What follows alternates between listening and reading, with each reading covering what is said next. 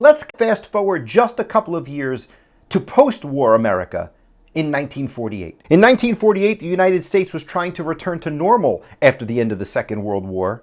We would soon usher in an era of the 1950s that would include hula hoops, the baby boom, the polio vaccine, and TV dinners. The 1950s would also lay the groundwork for the important gains made in the civil rights movement. But a major event occurred before the dawn of that decade. It was in 1948 that President Harry Truman issued Executive Order 9981 to end segregation in the armed services. Several years later, in 1954, the United States Supreme Court would decide Brown versus Board of Ed, which of course ended segregation in public schools. But despite those advancements, segregation continued to exist in this country. Sometimes it was in the form of discriminatory lending practices. Other times it was in the form of Jim Crow laws. Jim Crow laws were a collection of state and local statutes that legalized racial segregation. Named after a black minstrel show character, the laws, which existed for about 100 years, from the post-Civil War era until 1968, they were meant to marginalize African Americans by denying them the right to vote, hold jobs, get an education, or other opportunities. Those who attempted to defy Jim Crow laws often faced arrest, fines, jail sentences, violence, and death.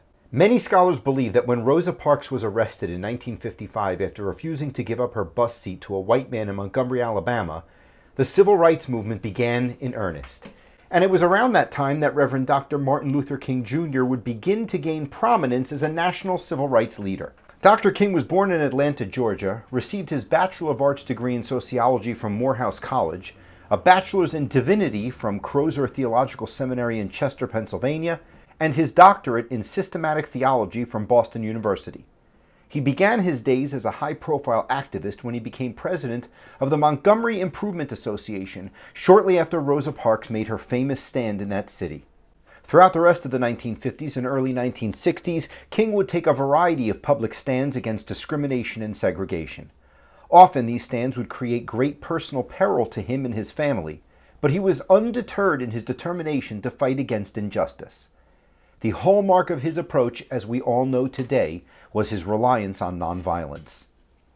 King's activism took him to all ends of the globe, from meeting with President Eisenhower in Washington, D.C. in 1958, going on a month-long visit to India where he met with Prime Minister Nehru and many of Gandhi's followers in 1959, to sit-ins in Atlanta in 1960 and freedom rides in Alabama in 1961. But the year 1963 was a seminal year for both Dr. King and the civil rights movement. And the place it would all happen was Birmingham, Alabama. At the end of 1962, Dr. King and his Southern Christian Leadership Conference decided that the front for the next phase of direct action against discrimination would be Birmingham, Alabama. The city was notorious for its violence against blacks.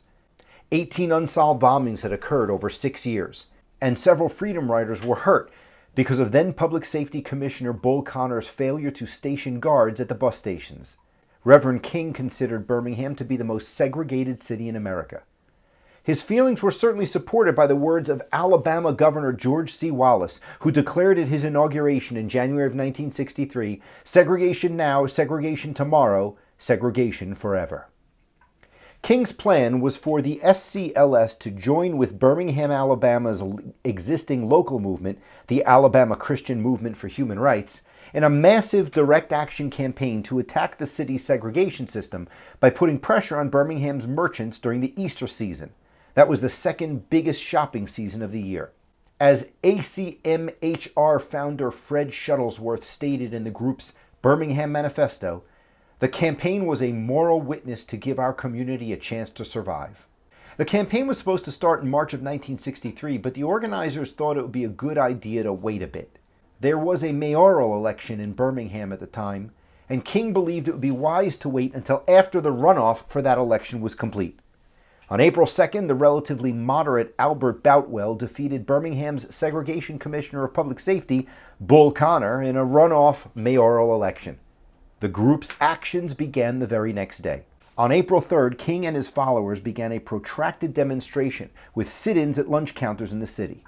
20 people were arrested at Britt's lunch counters while Crest's, Loveman's, Pizzitt's, and Woolworth's closed their counters. In the days that followed, more sit-ins occurred and people were arrested. The group marched as well. The Reverend Fred Shuttlesworth led a march to City Hall that was stopped by the police, and 32 people were arrested.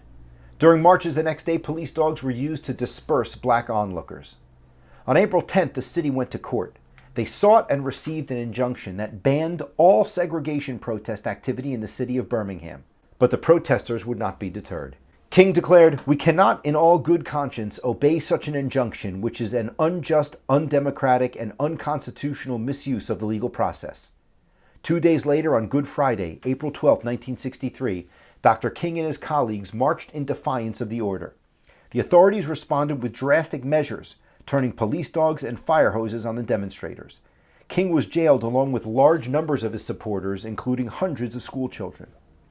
But King's colleagues in the clergy were not all supporters of his action. 8 members of the clergy issued a statement after King's arrest in which they disapproved of the Reverend's tactics. These clergymen were not necessarily opposed to integration.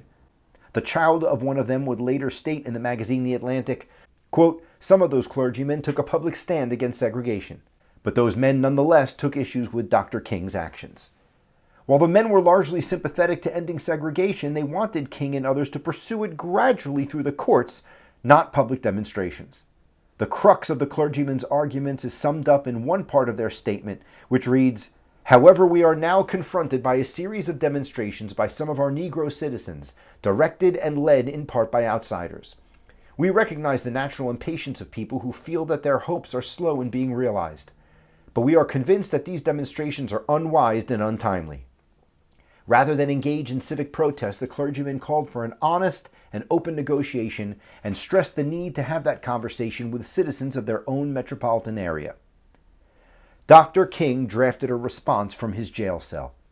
His Letter from a Birmingham Jail was one of his most famous meditations on racial injustice and civil disobedience, and is among the most important documents to come from the civil rights movement. In the eyes of history, the letter Dr. King wrote that day is somewhat overshadowed by his more famous speech given only a few months later on the steps of the Lincoln Memorial in Washington, D.C. Near the end of the Birmingham campaign, in an effort to draw together the multiple forces for peaceful change and to dramatize to the country and to the world the importance of solving the U.S. racial problem, King joined other civil rights leaders in organizing the historic March on Washington. On August 28, 1963, an interracial assembly of more than 2,000 gathered peaceably in the shadow of the Lincoln Memorial to demand equal justice for all citizens under the law. The crowds were uplifted by the emotional strength and prophetic quality of King's famous "I Have a Dream" speech, in which he emphasized his faith that all men someday would be brothers. While King might be most famous for his speech on the steps of the Lincoln Memorial, the letter he wrote a few months earlier from his Birmingham jail cell was in some ways more powerful.